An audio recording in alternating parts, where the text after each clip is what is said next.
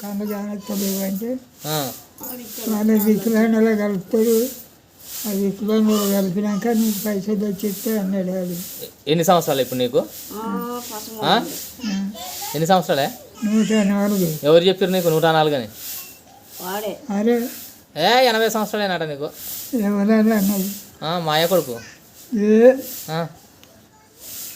అడావుడి అప్పుడు వచ్చినప్పుడు నా పెళ్ళి అయింది 18 సంవత్సరాలు. అప్పుడా? 18 సంవత్సరాలా? నీకు ఎన్ని సంవత్సరాలు పెళ్ళి అయిందా? 18 సంవత్సరాలకే పెళ్ళి అయింది. అడావుడి వచ్చి కూర్చోబెట్టాడు. ఊళ్ళో 10 మంది పోరగంలో ఉంటే ఒకరికొకరికి లెక్క పెట్టాడు కడవలతో. అప్పుడు మీ నాన్నతో చేసుకుంటా ఆయన స్లిప్పర్లో అన్నం తిని ముంతలతో నీళ్ళు ఆయన. అప్పుడు ఇవన్నీ లేవు. కాదే ఇప్పుడు ఆతరు సర్ది కట్టుకొని పోయిండు నానా కోసిపేటకు. అదే కానీ ఎడ్డు లేని బండి నడుతుంది చూసి వస్తామని పోయిండు. పోయి చూసి వచ్చారా? ముసలు కాదు కాజిపేట మీ తాతలు కాజిపేట పోయి చూసి వచ్చారా?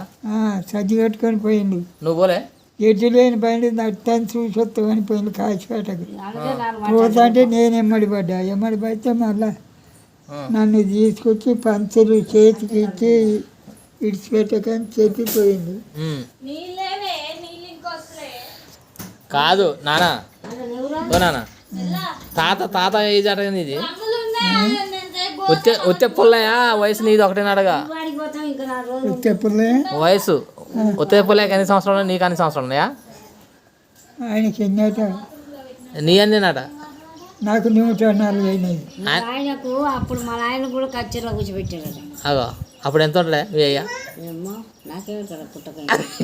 చెప్పి మీ అయ్యా చెప్పలేదా? మా నాయన తీసుకుపోయారట. ఎంత ఉంటాడు అప్పుడు? నీకు తెలియదా? నాకు తెలియదు. నాకు చిన్న పోయిన గిట్లే ఉండడం. అయితే ఈయనకు అప్పుడే 18 సంవత్సరాలు అట. 18 సంవత్సరాలు. 18 సంవత్సరాలు నీకు గుర్తున్నదే? కూర్చోబెట్టారట. ఓయ్యా అప్పుడు 18 సంవత్సరాలు రాగా నేను ఎవరు చెప్పారు 18 సంవత్సరాలు నీకు? అలా కూడా అప్పుడు పెళ్ళి అయ్యాక 18 సంవత్సరాలు తీయాలిగా. అంతేనా? పెళ్ళి అయినోడు ఎట్టుంటారా? ఆయన ఉంటాడు. మరి పెళ్ళి అయినాక ఎన్ని సంవత్సరాలకి అయ్యారా పిల్లలు? అప్పుడు వద్ద మీద లేవు.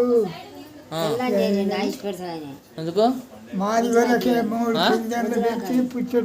ఎందుకు వద్దాడా? మా జగ్గర పడ్డాక తీసుకొచ్చుకున్నాడు. పుచ్చరెడ్డి చంపించాడు. ఎవరు? 104 సంవత్సరాలు నాకు అడావిడి వచ్చింది. అడావిడి